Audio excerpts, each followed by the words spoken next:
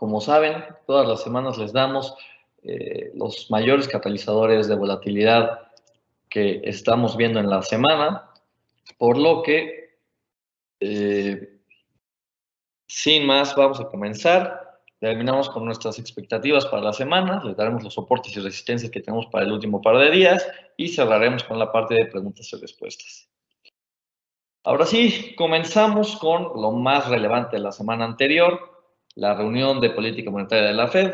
Como ustedes saben, se realizó un aumento de tasa, el cual fue el mayor en 22 años, llevándola hasta 1%, además de que se anunció el comienzo del recorte del balance, el cual se llevará a un ritmo mensual de 47.500 millones de dólares, partiendo en junio, y después de 3 meses aumentará a 95.000 millones de dólares.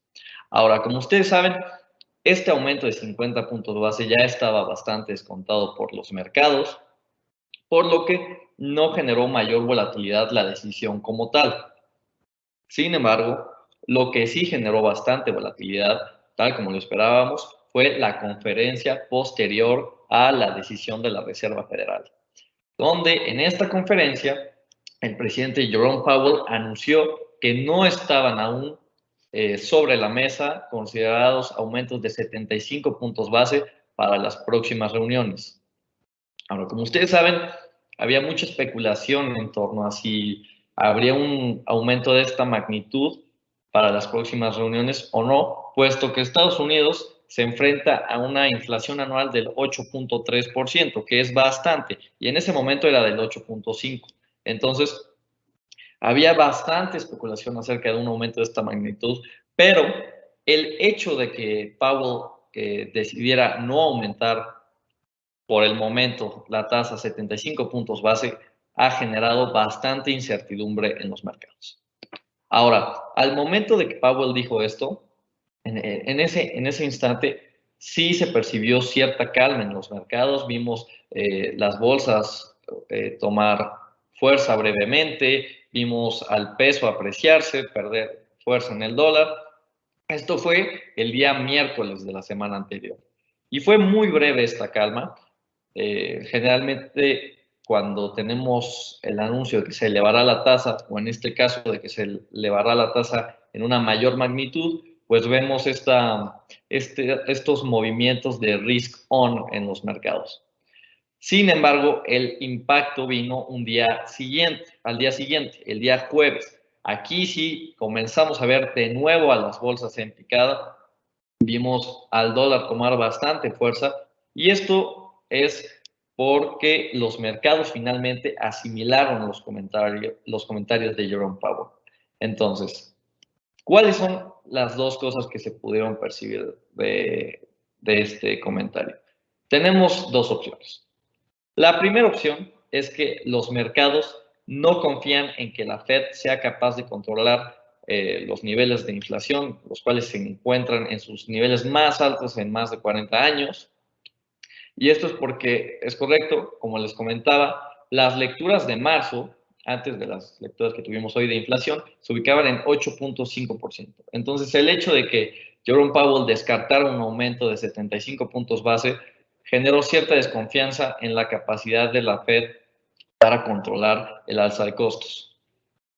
Y tenemos otra opción de cómo se percibió este mensaje, que es que los mercados no confían en las palabras propiamente de Powell, pues mantienen las expectativas de que sí se realizará un aumento de 75 puntos base en la tasa y simplemente no se está diciendo, o por lo menos no se mencionó en la última conferencia. A todo esto, sea cual sea la percepción que se haya tenido, la conclusión es que hay cierta desconfianza en la Reserva Federal y esto ha generado un mayor sentimiento de incertidumbre entre los inversionistas que comenzaron con los movimientos de cobertura, dejando atrás las acciones y buscando apoyo en el dólar. A pesar de que tenemos prontamente la reunión de Banxico, durante la semana anterior, los últimos días de la semana anterior y los primeros de esta semana todavía vimos a un peso débil, puesto que las posiciones en el dólar eran mayores ante esta incertidumbre. Entonces, como les comento, comenzamos a ver movimientos de flight to quality, derivado de este manejo inflacionario por parte de la Reserva Federal. Ahora, el día de hoy tuvimos los datos de inflación de Estados Unidos. Como ya les comentaba, la lectura anterior fue de 8.5% para la parte anual, y el día de hoy los datos correspondientes al mes de abril se ubicaron en 8.3%. A pesar de que la inflación de Estados Unidos por el momento haya marcado su pico en marzo, continuamos viendo una desaceleración lenta en la inflación, puesto que se esperaba una lectura del 8.1%. Ahora, recordemos que cuando las lecturas inflacionarias de Estados Unidos tienen una diferencia entre los pronósticos y la lectura real, podemos ver bastante volatilidad en los mercados. Y se dieron cuenta, hoy por la mañana a las 7:30 que salió el dato, sí vimos a los mercados de cierta forma exaltados. Ahora nuevamente se están comenzando a corregir, por lo menos en el tipo de cambio, pero vemos lecturas todavía elevadas. Vemos lecturas que están desacelerando a un ritmo bastante paulatino, y eso pone en duda, aviva a este cuestionamiento de qué medidas va a tomar la Reserva Federal para controlarlas. Ahora, en México tuvimos las lecturas de inflación el día lunes, las cuales tuvieron ahí un par de diferencias. La inflación general se ubicó por debajo de lo esperado en 7.68%, cuando se esperaba una lectura del 7.73%. Sin embargo, la inflación subyacente superó los pronósticos, ubicándose en 7.22%, arriba del 7.18% que se esperaba. Ambas son lecturas que continúan acelerando. Nosotros todavía no llegamos a un pico en la inflación. Continuamos viendo estas lecturas que señalan las presiones inflacionarias, que han sido las más altas en más de 20 años. Ahora, entre marzo y abril vimos el mayor aumento en los productos agropecuarios, en los productos de alimentos, bebidas y tabaco también vimos un incremento importante. En la parte de mercancías vimos el mayor incremento en la ropa y el calzado, al igual que en productos de salud y cuidado personal. Entonces, estos son los elementos que están presionando de mayor forma la inflación, por lo menos en las lecturas mensuales. Y recordemos que, como pueden ver aquí, la inflación subyacente sigue siendo la que supera pues, nuestros pronósticos, y en lo que se basa el Banco de México para controlar la inflación es precisamente en las lecturas de inflación subyacente. Entonces, esto nos plantea un panorama acerca de qué se podrá dar el día de mañana. Recordemos que mañana será la decisión del Banco de México. Se espera que la tasa se eleve 50 puntos base. Ahora, a pesar de que muchos tengan en consideración un aumento de esta magnitud, no se ha descartado por completo un aumento de 75 puntos base. Hay varias instituciones que también lo tienen presente. Nosotros nos mantenemos con un pronóstico de 50 puntos base para el día de mañana, pero no hay que descartar este otro aumento de mayor magnitud, puesto que hay que recordar que el swap de 10 ha estado priceando aumentos de 75 puntos base, no solamente para la reunión del día de mañana, sino también para la de junio y para la de agosto. Entonces, es algo que hay que tener presente. Está la puerta abierta para un aumento de esta magnitud, aunque, repito, nosotros consideramos que el aumento será de 50 puntos base, porque posiblemente Banxico tratará de seguir el mismo ritmo que la Reserva Federal, además de intentar mantener tasas amigables, por así decirlo, o en línea con la administración actual. Ahora, como les comentaba, durante esta semana y la semana anterior hemos visto bastante incertidumbre en los mercados, bastante volatilidad y bastante fuerza en el dólar ante esta incertidumbre. Y es por eso que los movimientos de acarreo es posible que hayan sido opacados por esto. No estamos viendo la fuerza en el peso que veríamos en una situación normal antes de una subida de tasas, pero ya el día de hoy comenzamos a ver una mayor resistencia en la moneda mexicana y es por esto que esperamos ver un tipo de cambio bastante sensible en los días siguientes. Por una parte tenemos a la Fed y las perspectivas de su manejo de inflación y por otra parte tenemos la pronta reunión de Banxico donde esperamos también un aumento de tasa. Ahora, ¿cuáles serán los catalizadores de esta semana? En primer lugar, como ya les comentaba, la desconfianza que hay en torno a la Reserva Federal. Tenemos también presiones por parte de los riesgos que hay en torno a la cadena de suministros de China. Recordemos que por el repunte de COVID ya tenemos cierres de operaciones en Shanghái y en Pekín y eso ha incrementado las perspectivas de inflación hacia adelante. También han generado bastante volatilidad los datos de inflación del día de hoy y generaron también volatilidad por su parte de los comentarios de distintos miembros de la Reserva Federal el día de ayer. Hablaron cerca de 5 miembros, el lunes también tuvimos un par de comentarios. Entonces, estos comentarios también han puesto cierta presión en los mercados. Y finalmente, el último catalizador será la reunión de mañana, por lo menos en los mercados locales, podemos esperar bastante movimiento en el tipo de cambio. Con todo esto, lo que esperamos es continuar viendo movimientos de flight to quality, es decir, pasar de activos más volátiles a activos más seguros. Es por esto que esperamos continuar viendo ciertas lecturas bajistas. Si bien el lunes vimos a las bolsas de cierta forma golpeadas, el día de ayer pudimos ver cómo los inversionistas aprovecharon ese bajón y pues lograron recuperar algunas de las pérdidas que vimos ayer, pero mantenemos nuestras expectativas de que todavía no estarán recuperadas por completo. Esperamos continuar viendo un dólar fuerte. El dólar ya llegó a un récord de más de 20 años, sobrepasando los 104 puntos en el DXY. Entonces, esperamos continuar viendo un fortalecimiento en esta moneda.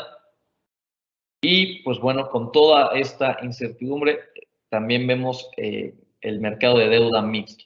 Por una parte, llegamos a ver cierta cobertura en los treasuries, mientras que el rendimiento de los demás bonos soberanos se elevaba ante las perspectivas de inflación, pero hoy otra vez volvemos a ver a los treasuries por arriba del 3%, entonces vemos también volatilidad en el mercado de dinero y finalmente esperamos un tipo de cambio, la paridad dólar-peso, bastante sensible por esta coyuntura que les menciono entre las percepciones de riesgo que hay en relación a los últimos comentarios de Jerome Powell y por otra parte tenemos a Banxico donde esperamos un aumento de tasa. Como les comentaba, nuestras expectativas están en un aumento de 50 puntos base. Con esto podemos terminar la reunión. Una vez más, nos sobra pedirles disculpas por las demoras que tuvimos en el día. Es por eso que estamos intentando acelerar un poco el ritmo de esta junta. Y ya nada más para terminar y pasar a la parte de preguntas y respuestas, les presentamos nuestros soportes y resistencias. Como soporte principal vemos al 2025 con un techo de 2048. Como vieron ante los datos de inflación de Estados Unidos, esperábamos como segunda resistencia el 2059 y tenemos como soporte mínimo el 2009 ante la reunión de Banco de México. Ahora sí, podemos dar por terminada la junta y pasar a la parte de preguntas y respuestas. Los escucho y los leo. Déjenme dejar de compartir. Ok.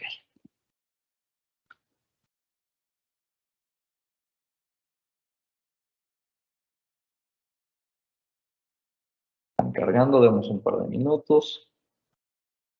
Ok.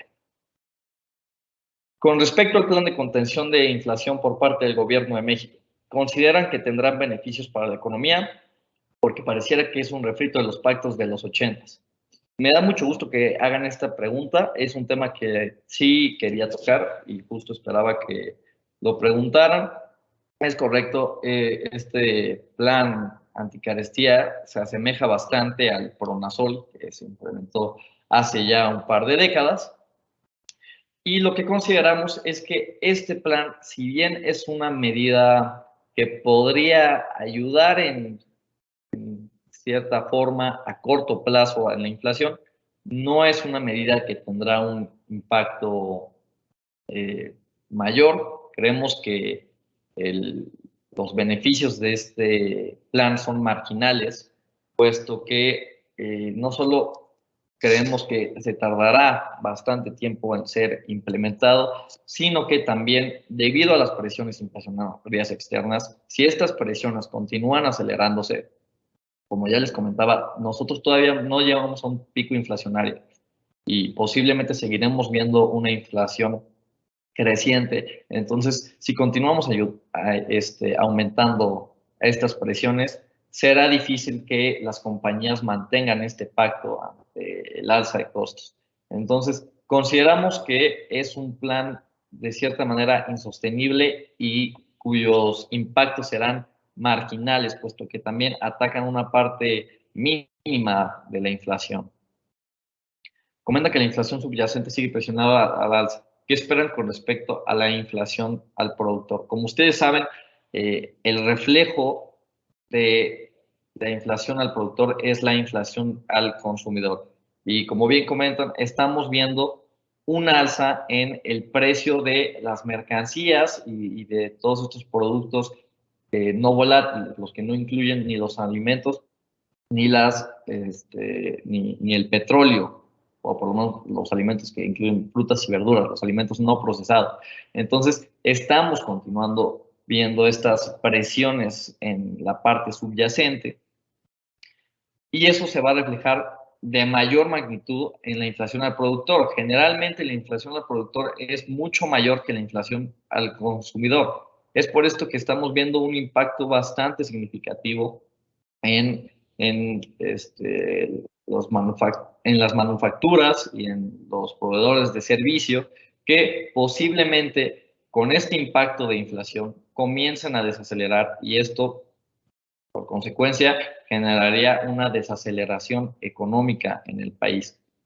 Entonces, es importante, como les comentaba, que continuemos atacando las presiones inflacionarias, que se mantenga un tono restrictivo porque el problema se debe de cortar de raíz antes de pensar en el impacto que tendrá un alza de tasas en la economía. Hay que pensar el impacto que tendrá la propia inflación en el crecimiento económico. ¿Qué oportunidades de inversión observan en el mercado mexicano? Como ustedes saben, por el momento estamos en tiempos de bastante volatilidad, por lo que sugerimos refugiarnos. Ya les habíamos comentado en la junta anterior que por lo menos en el mercado de México, en la parte de mercado bursátil, vemos oportunidad en los sectores de consumo básico, en el sector de utilidades. Creo que nos podemos beneficiar justamente de este alza de costos. Y pues también, por supuesto, consideramos que es importante buscar medidas de refugio, como lo es el oro o el dólar ante estos tiempos de incertidumbre. ¿Qué tanta transmisibilidad inflacionaria esperan por parte de las empresas mexicanas con el incremento en el precio de los insumos? Entiendo por tu pregunta qué esperamos, qué impacto esperamos que tengan las compañías mexicanas con este incremento de precios. Pues sí lo podremos ver reflejado. Lo vimos reflejado ya en esta temporada de resultados trimestrales. Si bien muchas se vieron beneficiadas precisamente por este alza de costos, muchas otras también vieron las afectaciones de este incremento. Y vuelvo a lo mismo, es por esto que la inflación se debe cortar de raíz, atacar el problema directamente antes de que estas presiones sigan generando un problema en el crecimiento económico.